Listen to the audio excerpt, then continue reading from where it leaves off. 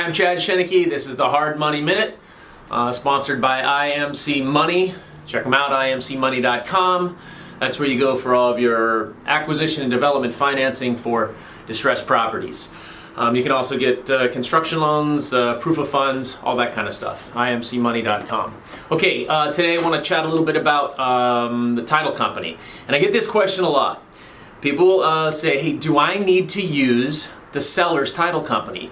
You're going to buy a house, you put the offer in, the seller accepts the offer, and generally speaking, the seller's going to say, well, we're going to close at such and such title.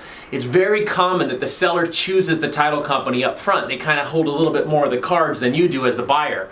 But it's totally okay for you to suggest that you want to use a different title company. You don't have to use the seller's title company. It's not like a prerequisite. Now, sometimes they're going to require you to in the contract as part of a negotiating tool. Let me tell you that there's the single biggest reason that the seller wants you to use a specific title company. Don't think for a second they're getting some kind of kickback from the title company. It doesn't have anything to do with that. That would be totally illegal, and that's not happening. The seller is choosing a specific title company because they've either closed there before or their real estate agent has closed there before. They've had some sort of experience or some sort of recommendation. 99.9% of the time, that's what happened. And the reason they want you to close your side of the closing at the same title company is because that way they get to control everything. They know what's happening. Sometimes you can do split closings where they close at this title company and you close over here. Or if you're in different parts of the country, maybe you're going to use a different title company or something. But remember this.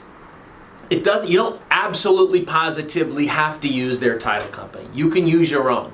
It's just from their standpoint, they want to use it to keep everything in one place. You can also be a negotiating tool. So you could start out saying and writing in your offer, say, hey, I'm going to use my title company. And you could be adamant about it.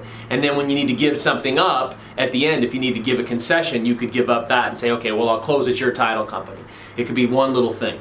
But if you can get your own title company and you find a title company you like, you can use that just when you write your offer. Just write it, I will be closing at United Title or Empire Title or First American Title, or I'm using this closing agent. Put that in your offer, and usually there's not a problem with it. So you can do a split closing.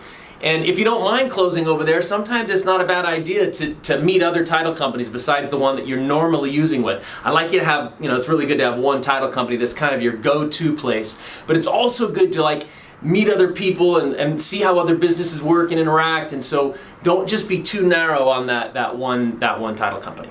But okay, so final thing to say is you do not have to use the seller's title company. You can if you want. You don't necessarily have to. Even if they put it in the contract, it could be negotiable still.